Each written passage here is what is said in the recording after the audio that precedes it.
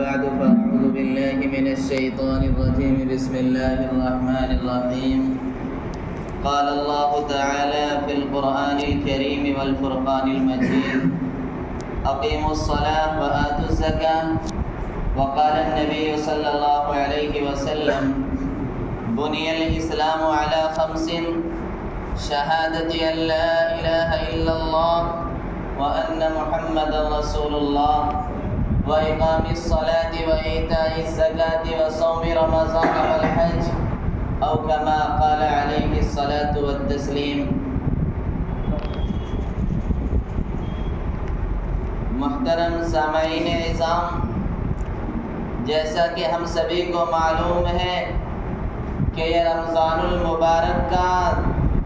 دوسرا جمعہ ہے۔ کون سا جمعہ ہے؟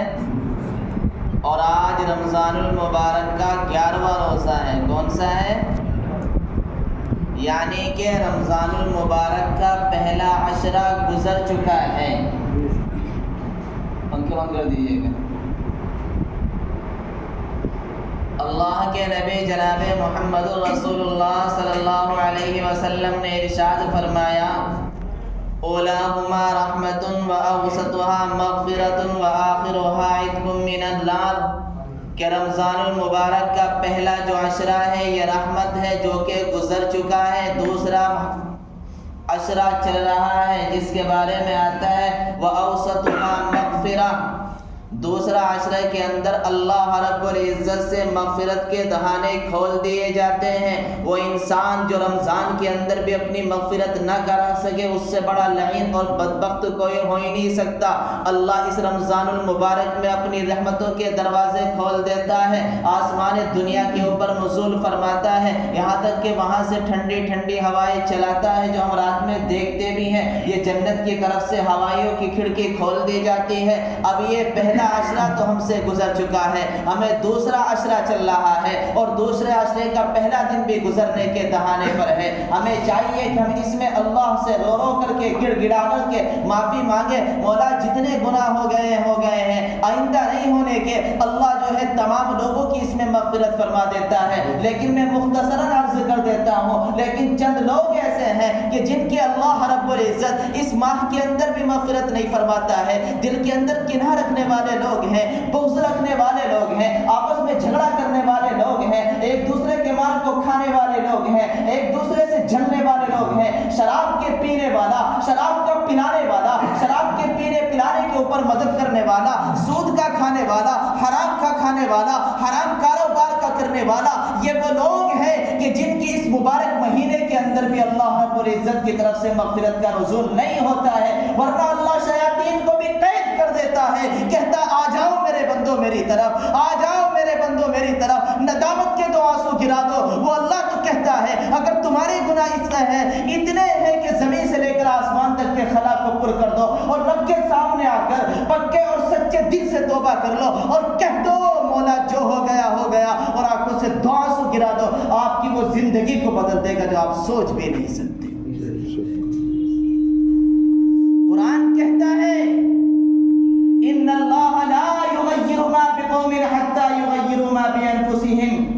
خدا نے آج تک اس قوم کی حالت نہیں بدلی جس کو اپنی حالت کے بدلنے کا خیال نہ ہو۔ اتنا مبارک مہینہ چل رہا ہے، اتنا آسان میرے رب نے موسم کر دیا ہے، لیکن مجال ہے اس کے باوجود یہ قوم روزہ رکھنے کے لیے تیار نہیں ہے۔ حالانکہ دنیا کے بڑے بڑے سائنسسٹ کہتے ہیں کہ سال کے اندر انسان کو 1 مہینہ ضرور روزے رکھنے چاہیے، جو اسلامی نظام اللہ نے مسلمانوں کو عطا فرمایا ہے، یہ روزے رکھنے کی وجہ سے پیٹ کی جسم کی تمام برائیوں کو اللہ ختم کر دیتا ہے۔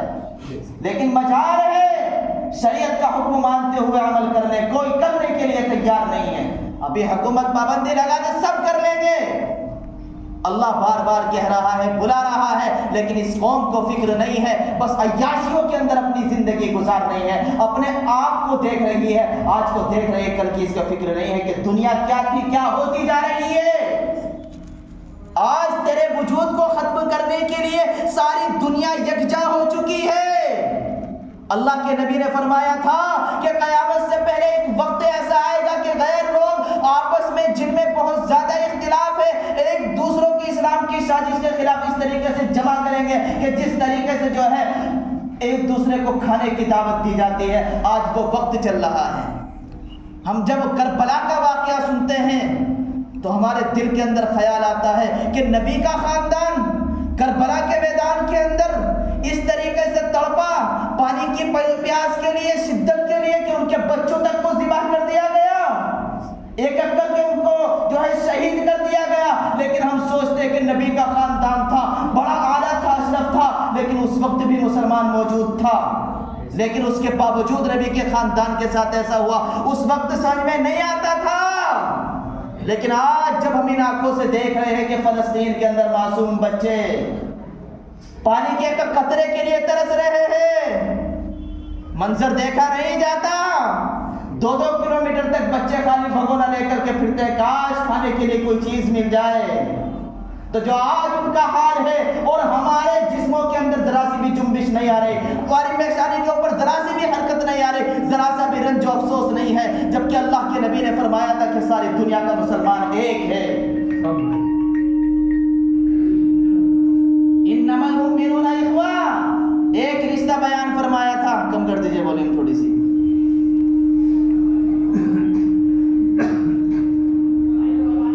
تو میرے بھائیوں، ضرورت اس بات کی ہے کہ رمضان چل رہا ہے، اللہ کی رحمتوں کے دہانے کھول دیے جاتے، ابھی بھی وقت ہے کہ ہم لوگ توبہ کر لے، روٹھے رب کو منا لے، اپنے اعمال کو، حالات کو درست کر لے، ورنہ کوئی چیز تمہیں بچانے والی نہیں ہوگی، تمہاری داستان تک بھی نہ ہوگی داستانوں میں۔ اس لیے ہمیں ضرورت اس بات کی ہے کہ ہم اپنے آپ کو قرآن سے وابستہ کریں، دین سے وابستہ کریں، علماء سے جوڑیں۔ آج تراویح پڑھنے کے اندر ہماری قوم کو ایک چیز چاہیے ہوتی ہے کہ جلد سے جلد جو پڑھا دے، ان کی نظروں کے اندر وہ سب سے اعلیٰ کوالٹی کا حافظ مانا جاتا ہے، جو سپر فاسٹ ہوتا ہے، ایک سے بھی کام نہیں چلتا ہے اس قوم کا۔